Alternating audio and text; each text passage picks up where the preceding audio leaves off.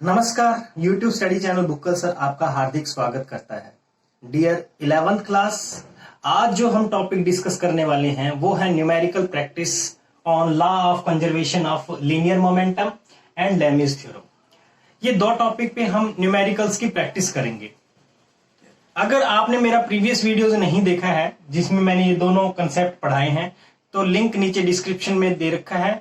11th class के playlist खोलिए, ठीक है, न्यूटन्स लॉ ऑफ मोशन में जाकर के वहां पे आप देखिए ये लेक्चर मैंने अपलोड कर रखे हैं, वहां से पहले लेक्चर देखिए सो दैट कि आज का कंसेप्ट जो है आप लोगों को क्लियर हो सके। अगर फर्स्ट टाइम मेरे चैनल पे आए हो तो सब्सक्राइब करना ना भूलिए। हम यहाँ 9 से 12 तक free of cost video lecture provide कर रहे हैं। अभी तक 100 के करीब मैंने लेक्चर जो है अपलोड किए हैं और अपने फ्रेंड्स को जरूर सब्सक्राइब करवाइए। जितने भी स्कूलिंग स्टूडेंट्स हैं, 9 से 12 तक के जितने स्टूडेंट हैं आपके आसपास में, चाहे वो किसी भी स्कूल से हो, डजंट मैटर, उसको अपना चैनल सब्सक्राइब करवाइए सो दैट कि इस लॉकडाउन के अंदर सबको प्रॉफिट मिल सके। ठीक है, हम प्राइवेट एसोसिएशन, प्राइवेट टीचर्स हैं, हमारा तो नुकसान बहुत ज्यादा हो रहा है लेकिन हम नहीं चाहते किसी भी स्टूडेंट का किसी तरीके से कोई नुकसान हो। सो चलो बात करते हैं अपने टॉपिक पे, ठीक है, जो है numerical practice on law of conservation of linear momentum and Lami's theorem. कुछ न्यूमेरिकल्स की प्रैक्टिस करते हैं।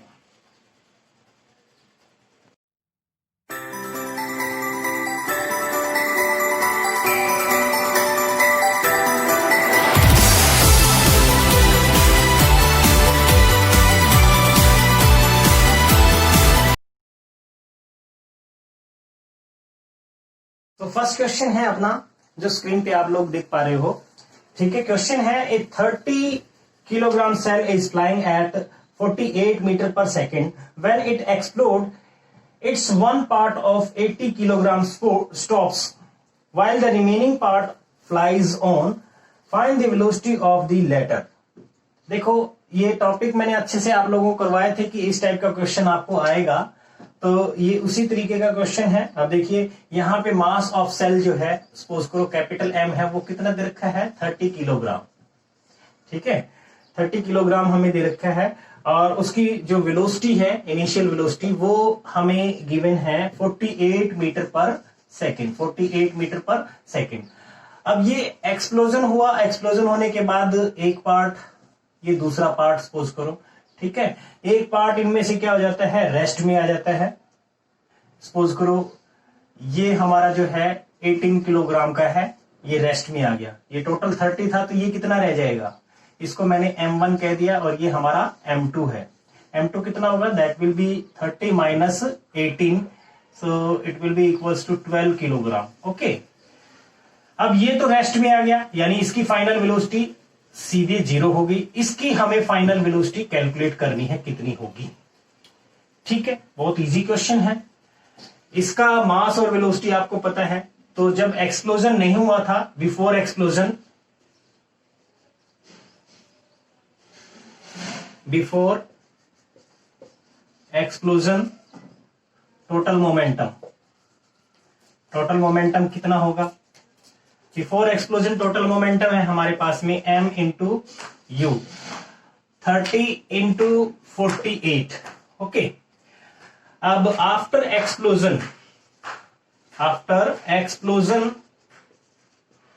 टोटल मोमेंटम क्या होगा, टोटल मोमेंटम देखिए इसका है तो ये है 18 इंटू इट्स वेलोसिटी, ठीक है। आप इसको चाहिए लिखना चाहो तो पहले लिख सकते हो m1 v1 प्लस में m2 v2 और इनकी वैल्यू जो है m1 v1, m1 कितना है, m1 की वैल्यू है 18 किलोग्राम हमने ली है और v1 0 है, प्लस m2, m2 की वैल्यू आई है 12 और इट्स वेलोसिटी v2, वो हमें कैलकुलेट करनी है। अब देखिए यही चीज मैंने आपको टॉपिक में भी करवाया था, according to law of conservation of linear momentum, according to law of conservation of linear momentum, ये दोनों आपस में क्या होंगे, इक्वल होंगे। 30 इंटू 48 इक्वल्स टू, ये 0 हो गया और ये हो गया 12v2, so v2 will be equals to 30 into 48 divided by 12, 4 से मल्टीप्लाई करने पड़ेंगे। अब अपने को V2 आ जाएगा 120 मीटर पर सेकेंड। तो ये स्पीड होगी इस स्प्लिंटर की। ठीक है, समझ आया होगा। नेक्स्ट न्यूमेरिकल पे चलते हैं। नेक्स्ट न्यूमेरिकल पे नेक्स्ट क्वेश्चन जो आप स्क्रीन पे देख पा रहे हो, a car of mass 1000 kilogram traveling at 32 meter per second dashes into the rear of truck of mass 8000 kilogram moving in the same direction with a velocity of 4 meter per second. After the collision the car rebounds with a velocity of 8 meter per second. What is the velocity of truck after the impact? Question बहुत easy है। ठीक है, question को समझिए ध्यान से। क्या करती है, एक कार जो है मूव करती हुई आ रही है। सपोज करो हमारे पास में ये एक ट्रक है। ठीक है, ये एक कोई ट्रक है और वही इस ट्रक के अंदर जो है एक कार आकर के हिट करती है और ये कोई कार है। ठीक है, इस कार का मास जो है वो गिवन है। सपोज करो इसके मास को मैंने m1 से रिप्रेजेंट किया, वो हमें गिवन है 1000 किलोग्राम। जो मूव कर रही है इनिशियल वेलोसिटी u1 32 मीटर पर सेकेंड, 32 मीटर पर सेकेंड। ओके, और ये एक ट्रक को पीछे से हिट करती है। ठीक है, पीछे की साइड से हिट करती है। तो भाई ट्रक का हिस्सा ये पीछे की साइड का बनाओ ये। ठीक है, ये ट्रक है, इसका मास जो है m2 वो गिवन है हमें 8000 किलोग्राम, 8000 किलोग्राम। और ये जो जिस स्पीड से मूव कर रहा है वो स्पीड हमें गिवन है 4 मीटर पर सेकेंड, 4 मीटर पर सेकेंड। अच्छा, ये भी इधर ही जा रहा है और ये भी इधर ही जा रहा है, लेकिन इसकी स्पीड जो है ज्यादा है। और ये कार क्या करती है, हिट करके रिबाउंस करती है। बाउंस करती है मतलब इसकी बाउंस करने के बाद में वेलोसिटी उन्होंने दे रखी है v1। वो कितनी है, bouncing velocity of car is 8 metre पर सेकेंड, यानी अपोजिट डायरेक्शन में। तो माइनस ले लेते हैं क्योंकि जिस डायरेक्शन में ही जा रही थी बाउंस करने के बाद अपोजिट डायरेक्शन है, तो इसको हम माइनस लेंगे। अब पूछ रहे हैं कि इसकी फाइनल वेलोसिटी क्या होगी, ट्रक की फाइनल वेलोसिटी क्या होगी। क्वेश्चन मेरे ख्याल से क्लियर हो गया, तो अब कुछ है ही नहीं। सबसे पहले हम इनिशियल मोमेंटम की बात करते हैं। Total initial momentum, total initial momentum क्या होगा, ट्रक का और कार का दोनों का हम सम लेंगे। That will be equals to m1 u1 plus m2 u2। और इनकी वैल्यूज पुट करोगे, m1 m2 1000 into u1 32 plus m2 8000 into u2 that is 4। तो ये हमारे पास आ गया 32,000 प्लस 1200 कितना हो जाएगा, ये 0,004,4। ठीक है, ये हमारे पास में टोटल मोमेंटम हो गया। इसको आप लिख सकते हो kg मीटर पर सेकेंड। ये इनिशियल मोमेंटम है। और टोटल फाइनल मोमेंटम क्या है, total final momentum, total final momentum में अब देखो इसका मोमेंटम होगा m1 v1 प्लस में m2 v2। v2 हमें फाइंड आउट करना है, वैल्यू पुट करेंगे तो m1 कितना है हमारे पास 1000 इंटू v1, v1 हमारा -8। ठीक है, माइनस है तो माइनस लेके चलेंगे हम, plus m2 that is 8000 into v2, v2 हमें कैलकुलेट करना है। सो इन दिस वे ये वैल्यू आ जाती है हमारे पास -8000 प्लस 8000 v2। ठीक है, और according to law of conservation of linear momentum, according to law of conservation of linear momentum, अब हमें इनकी जरूरत नहीं है, हमें तो बस ट्रक की वेलोसिटी फाइंड आउट करनी है, वो कितनी होगी। तो देखिए ये वैल्यूज को हम इक्वेट कर लेते हैं, ये और ये, according to law of conservation of linear momentum. ठीक है, अप्लाई करते हैं। ये वैल्यू है हमारे पास में -8000 प्लस 8000 V2 इक्वल टू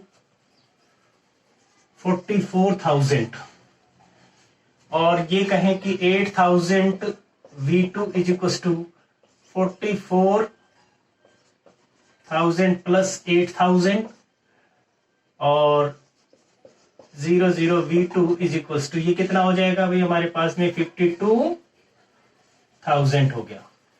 30 से 30 cancel, V2 is equal to आ जाएगा हमारे पास 52 डिवाइड बाई 8 और कटता है ये और कटता है तो 13 डिवाइड बाई 2, या फिर हम लिख सकते हैं 6.5 मीटर पर सेकेंड हो जाएगी इसकी स्पीड। पहले कितनी थी? पहले मेरे ख्याल से इसकी थी इनिशियल स्पीड क्या थी? इनिशियल 4 थी, 4 मीटर पर सेकेंड। अब हो जाएगी 6.5 मीटर पर सेकेंड। चेंज अगर पूछता है तो इन दोनों का डिफरेंस आप बता सकते हो। प्लस का आया है मतलब जिस डायरेक्शन में ट्रक जा रहा है उसी डायरेक्शन में उसकी वेलोसिटी होगी। ठीक है, मेरे ख्याल से समझ में आया होगा। नेक्स्ट क्वेश्चन करते हैं। देखिए नेक्स्ट क्वेश्चन जो स्क्रीन पे आप देख पा रहे हो, ए Hunter has a machine gun that can fire 50 gram bullets with a velocity of 150 meter per second. A 60 kg tiger springs at him with a velocity of 10 meter per second. How many bullets must the hunter fire into the tiger in order to stop him in track? देखिए question ये जो है इसका कुछ concept मैंने आपको already theory part जो मैंने इसका करवाया था उसमें बता दिया था। ठीक है, तो क्या है कि एक टाइगर है, ठीक है, ये मान लिया कोई टाइगर है और यहाँ कोई पर्सन खड़ा है, ये इसकी तरफ जो है फायर करेगा। ठीक है, बुलेट का कितना बुलेट फायर कर रहा है पर सेकेंड वो हमें फाइंड आउट करना है। ठीक है, सपोज करो n number of bullet fire करेगा और हर एक बुलेट जो इसने बुलेट फायर किया है, बुलेट का मास हमें गिवन है स्मॉल m, दैट इज 50 ग्राम, 50 ग्राम, और you can say that 50 divide by 1000 kilogram. Okay, और उस बुलेट की वेलोसिटी जो है वो क्या है? उस बुलेट की वेलोसिटी हमें गिवन है 150 मीटर पर सेकेंड, 150 मीटर पर सेकेंड। अब क्या है कि जो टाइगर है, ठीक है, ये टाइगर है, टाइगर भाई ऐसा ही कुछ बना लो। ठीक है, इसका मास जो है वो गिवन है कितना? 60 किलोग्राम। ठीक है, 60 किलोग्राम, और वो किस वेलोसिटी से इसके ऊपर जंप करता है वो हमें गिवन है कैपिटल V, हमने ले लिया 10 मीटर पर सेकेंड की स्पीड से जो है इसके ऊपर स्प्रिंग करता है या जंप करता है। तो अब क्या है कि हमें ये बताना है कि यहां से कितने नंबर ऑफ बुलेट जो है इसके ऊपर फायर की जाए सो दैट कि वो उसको ट्रैक में ही रोक सके। ठीक है, क्वेश्चन मेरे ख्याल से क्लियर हुआ होगा। इसका कंसेप्ट क्या है? जो मोमेंटम इस टाइगर का है उतना ही मोमेंटम इसके पास जो गन है उससे जो बुलेट फायर होगी टोटल मोमेंटम इक्वल होना चाहिए। यानी मैं यहां पे ये लिख सकता हूं momentum of tiger equal to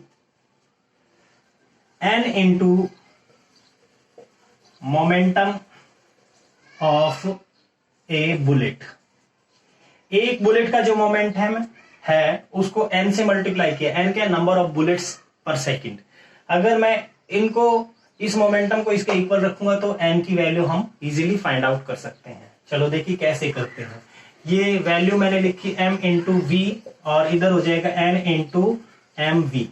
ठीक है, ये पर सेकंड है। ठीक है, पर सेकंड।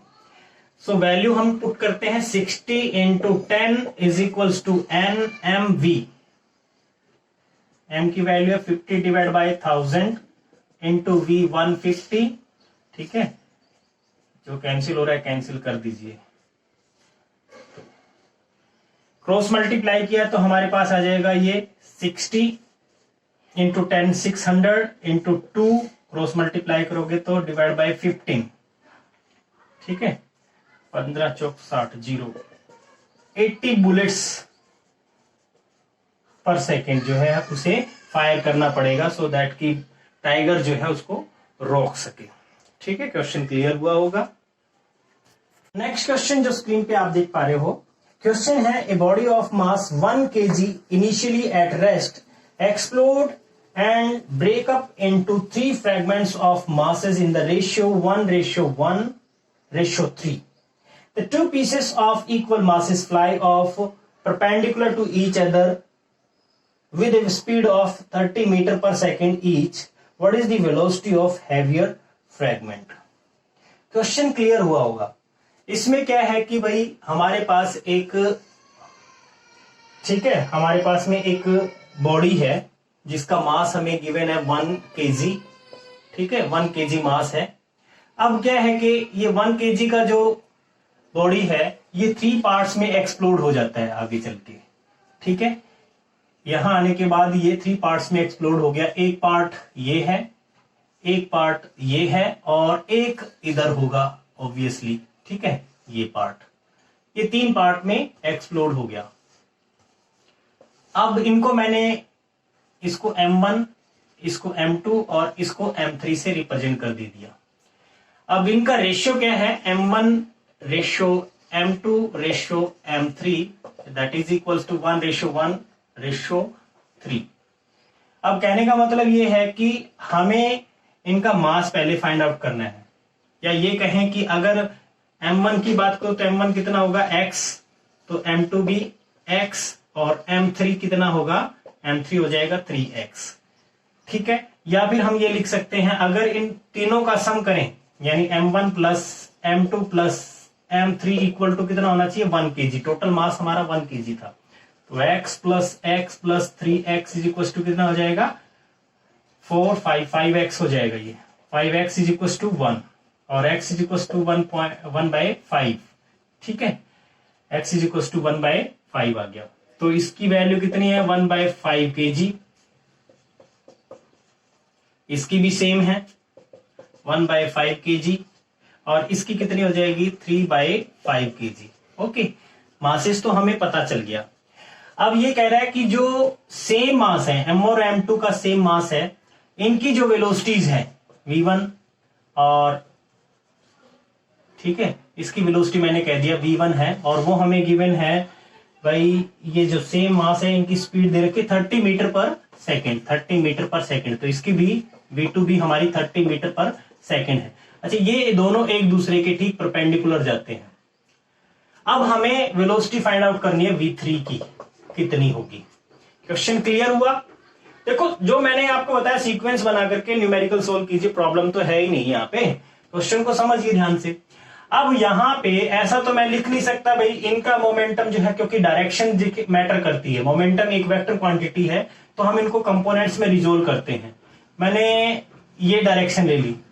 अच्छा, जो ये और ये डायरेक्शन होगी मास सेम है, इन डायरेक्शन को लेने की जरूरत नहीं है, तो मैं यहाँ पे इसी एक्सिस के अलोंग हम बात कर लेते हैं। तो यहाँ पे जो मोमेंटम, अगर मैंने इसका मोमेंटम M1 V1 है, तो यहाँ पे क्या होगा M1 V1 cos of 45 degree, बीचों बीच होगा क्योंकि सेम मास है, सेम वेलोसिटी है, तो ये 45 और ये भी 45।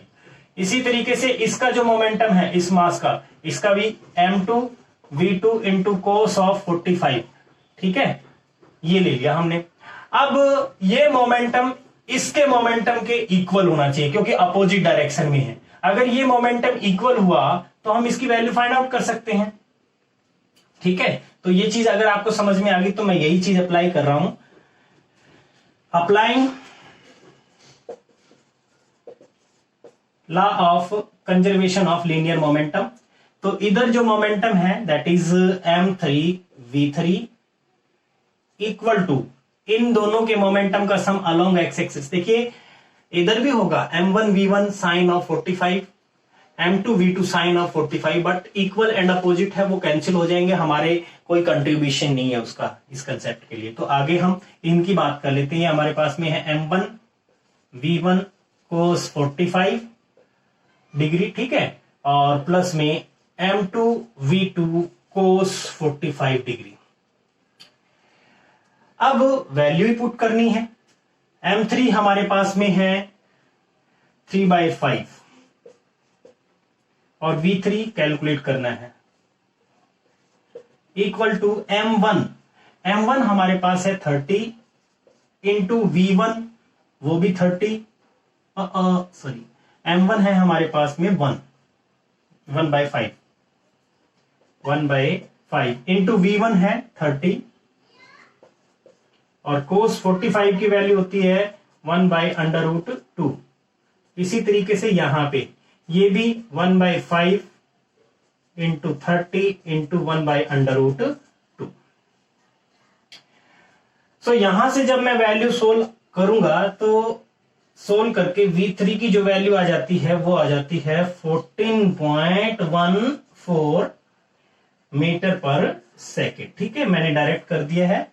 सोल्व करना आपको आता है, मैथ ही सोल्व करना है, सेम है वैल्यूज। तो इनको काट पीट करके आप निकाल लीजिए, 6 पे कैंसिल, ये 6 पे कैंसिल।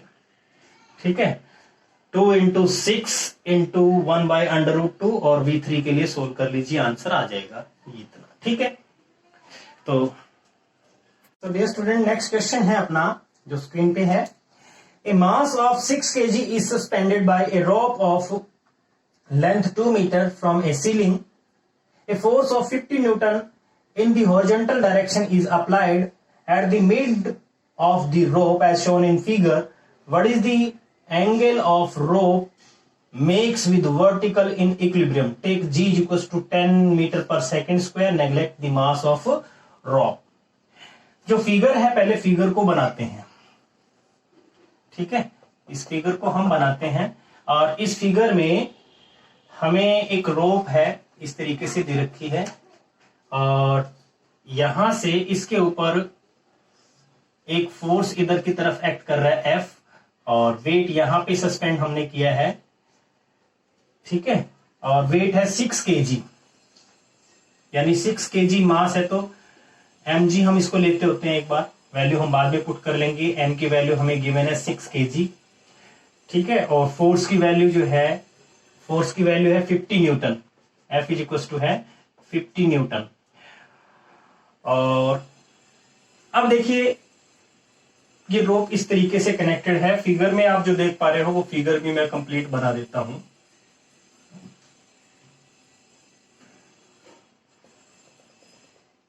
ये 90 डिग्री है, यहां पे एंगल थीटा बना रखा है। जरूरी नहीं है फिगर जैसे आपको दे रखा है इसमें सारे कंपोनेंट्स बता रखे हैं, मोस्टली नहीं मिलते हैं। यहां टेंशन T1, ठीक है, और इसको रिजोल्व कर रखा है कंपोनेंट्स में टेंशन को। तो ये टेंशन अगर T1 है तो ये थीटा है तो ये भी थीटा होगा। इसको हम लिख सकते हैं T1 कोस ऑफ थीटा और ये होगा T1 साइन ऑफ थीटा। ठीक है, इधर T1 है और इधर हमें गिवन है T2 टेंशन। अपने से पूछा क्या है, अपने से पूछा है इसने what is the angle the rope makes with vertical. Angle हमें फाइंड आउट करना है भाई। क्वेश्चन तो बहुत इजी है, मेनली हमें यहां पे चीज जो है लेमिस थ्योरम लगाना चाहो, लेमिस थ्योरम भी लगा सकते हैं, बट यहां पे हमारा बिना लेमिस थ्योरम के भी सारा कंसेप्ट समझ आ रहा है। जो ये फोर्स है वो इस फोर्स के इक्वल होगा और जो ये फोर्स है वो इसके इक्वल होगा। ठीक है, तो सबसे पहले तो हम यहां पे जो टेंशन हमें गिवन है, ठीक है, उनकी वैल्यूज को हम यहां पे यूज करते हैं। सबसे पहले हमें देखिए फोर्स गिवन है T1 साइन थीटा किसके इक्वल है, T1 sine of theta is equal to 50 newton है। एक चीज तो ये समझ आया। इसी तरीके से हमारे पास में है T1 cos of theta that will be equals to mg। ठीक है, ये mg के इक्वल है। अब हमें क्या करना है, हमें एंगल फाइंड आउट करना है। m की वैल्यू आपको पता है, m की वैल्यू है 6 इंटू जी 10, तो ये 60 न्यूटन हो जाएगा। अब आपको सिर्फ और सिर्फ एंगल फाइंड आउट करना है, तो मेरे ख्याल से क्वेश्चन आपको समझ आ चुका होगा। इक्वेशन 1 है और ये इक्वेशन 2 है, सिंपली डिवाइड कीजिए। Dividing equation 1 by equation 2। Equation 1 को इक्वेशन 2 से हम जब डिवाइड करेंगे तो T1 sine of theta divide by T1 cos of theta equals to 50 divide by 60। जो कैंसिल होता है काट दीजिए, T1 से T1 कैंसिल, हमारा आ जाता है tangent of theta is equal to 5/6, ठीक है। और you may write it as theta is equal to tangent inverse 5/6, tangent inverse 5/6। अब ये वैल्यू कैसे फाइंड आउट करते हो? वैसे अगर आपको वैल्यू नहीं पता तो आप थीटा की वैल्यू ये लिख करके छोड़ सकते हो क्वेश्चन, लेकिन फिर भी हम आपको बता देते हैं। ये इनवर्स ट्रिग्नोमेट्री है, तो इसमें हम 5/6 का डेसिमल में निकाल करके और टेबल में देखते हैं कि कितना एंगल होगा। इसके लिए एंगल जो गिवन है वो है 39.8 डिग्री, ठीक है। तो ये टेबल में देखते होते हैं। अगर ये वैल्यू, क्योंकि ये बिना टेबल आप नहीं निकाल पाओगे, तो आप इतना करके भी छोड़ सकते हो। नेक्स्ट क्वेश्चन करते हैं। ये स्टूडेंट, नेक्स्ट क्वेश्चन जो आप स्क्रीन पे देख पा रहे हो, बहुत इजी सा क्वेश्चन है ये भी। Determine the tension T1 and T2 in the springs shown in figure. Figure ये है, इस फिगर के अंदर हमें टेंशन T1 और T2 कैलकुलेट करनी है, ठीक है। यहाँ जो एंगल बन रहा है वो 60 डिग्री है। ये सपोज करो वाल है, ये कोई रूफ होगा और ये वाल है, ठीक है। इसके साथ में यहाँ पे एक स्ट्रिंग जो है कनेक्टेड है, और यहाँ इस स्ट्रिंग के साथ में हमने एक वेट सस्पेंड कर रखा है, 4 kg वेट। 4 kg वेट का मतलब 4 × 10 that is equal to 40 newton, ठीक है। हमें टेंशन T1 और T2 फाइंड आउट करनी है, तो ये कैसे करें भाई? इस क्वेश्चन के अंदर आप चाहो तो लेमीज थ्योरम से जा सकते हो, या फिर आप इसको क्या कर सकते हो, रिजोल्व कर सकते हो कंपोनेंट्स में, और कंपोनेंट्स में रिजोल्व करके जैसे लास्ट क्वेश्चन हमने किया था वैसे ही जा सकते हो। लेकिन चलो मैं लेमीज थ्योरम से आप लोगों को बताता हूं कैसे इसको लेमीज थ्योरम से करते हैं, ठीक है। क्योंकि लेमीज थ्योरम अगर आपको याद है, अभी बता भी दूंगा दोबारा से, ये आपको 60 डिग्री नजर आ रहा है। अगर मैं इसको यहां से यहां तक बनाऊं तो ये 90 डिग्री होगा, और ये कितना हो जाएगा हमारा 30 डिग्री, और ये 90। तो ये टोटल एंगल जो हो गया वो हो गया 90 + 30, ठीक है। 90 + 30, और ये कितना हो जाएगा 180 - 30, क्योंकि ये 180 की लाइन है और इसमें से 30 आपने सब्ट्रैक्ट कर दिया, 180 - 30, और ये एंगल जो है वो है 90 degree. So by Lami's theorem,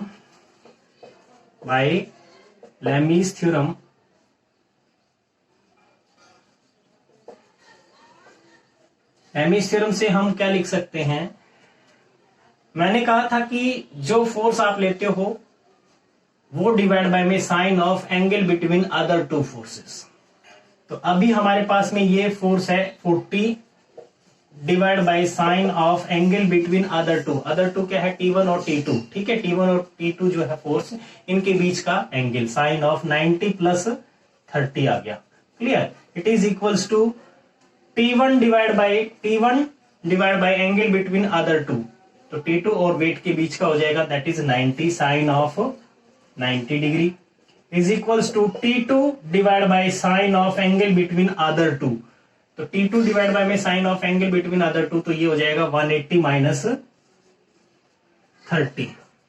तो डियर स्टूडेंट, ये बहुत इंपॉर्टेंट क्वेश्चन है हमारे लिए, बहुत ज्यादा इंपॉर्टेंट है। ऐसे क्वेश्चंस मोस्टली जो है कंपटीशन एग्जाम्स में जरूर पूछे जाते हैं। +1 क्लास के अंदर जनरली टीचर नहीं आपको शायद इतना लेवल पे जाके स्कूल्स में करवाता। हरियाणा बोर्ड हो गए या स्टेट बोर्ड हो गए, उनमें तो बिल्कुल ही नहीं न्यूमेरिकल्स प्रेफर करते बच्चे, लेकिन करने चाहिए क्योंकि कंपटीशन एग्जाम्स में ये क्वेश्चंस इंपॉर्टेंट है हमारे लिए। तो अब देखो हम यहाँ पे इसको सोल्व करते हैं। 40 डिवाइड बाई साइन 90 + थीटा क्या होता है? Cos of theta. तो कोस थीटा यानी कोस 30 डिग्री,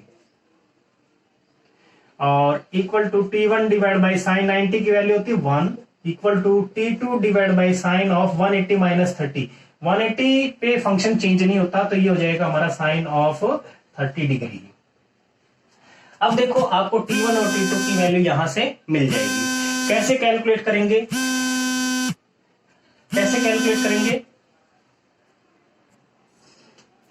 देखिए, इसको कैलकुलेट करने के लिए हमारे पास में सबसे पहले हम इसको और इसको कंबाइन कर लेते हैं, ठीक है। इनको ले लेते हैं, तो T1 की वैल्यू आ जाएगी हमारे पास में 40 divide by cos of 30। 40 divide by cos of 30। Cos 30 की वैल्यू कितनी होती है?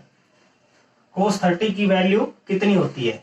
याद कीजिए, कोस 30 की वैल्यू जो है हमारे पास में √3 डिवाइड बाय 2 होती है। ठीक है, यही होती है ना, हाँ यही होती है। तो T1 की जो वैल्यू है यहां से आप सोल्व करके निकालोगे, ये आ जाएगा 45.26 न्यूटन। ठीक है, तो ये चीज आप ऐसे, वैसे भी मैं आपको बता देता हूं √3 की वैल्यू कितनी होती है 1.732। ठीक है, ये वैल्यू डायरेक्ट T1 की वैल्यू आ गई। और T2 की वैल्यू कैसे फाइंड आउट करोगे, अब जो है इस वैल्यू की इसके साथ कंपैरिजन कीजिए क्योंकि तीनों ही इक्वल है।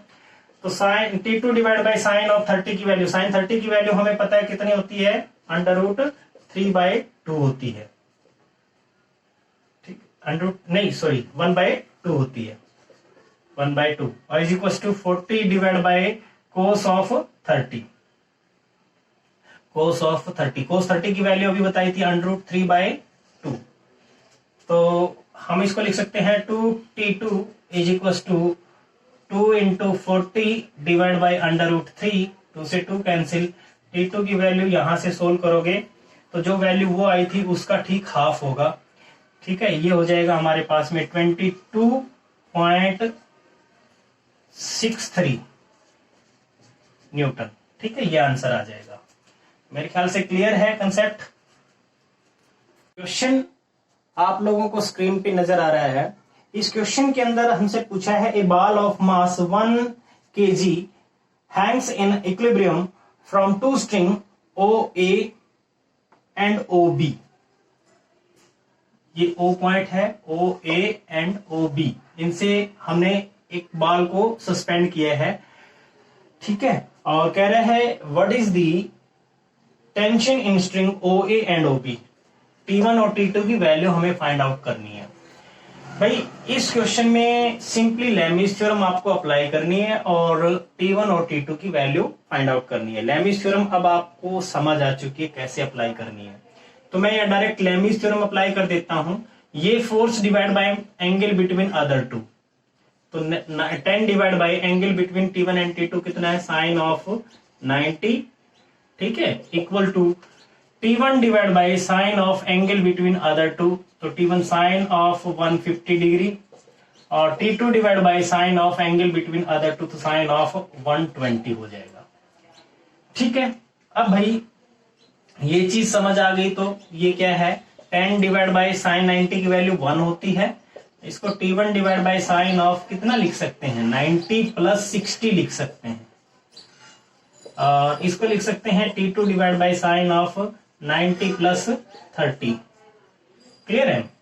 अब आप एक बार इन दो को ले लीजिए, एक बार फिर इसको और इसको ले लीजिए, T1 और T2 की वैल्यू मिल जाएगी। सो T1 divide by sine of 90 + 60 का मतलब क्या हो गया कोस ऑफ 60 = 10 और T1 की जो वैल्यू यहां से आ जाती है वो है 10 × कोस 60। कोस 60 की वैल्यू हमारे पास में होती है 1/2। ठीक है, कोस 60 की वैल्यू होती है 1/2। 1/2 का मतलब ये आ जाएगा हमारे पास में, कैंसिल करोगे तो 5 न्यूटन।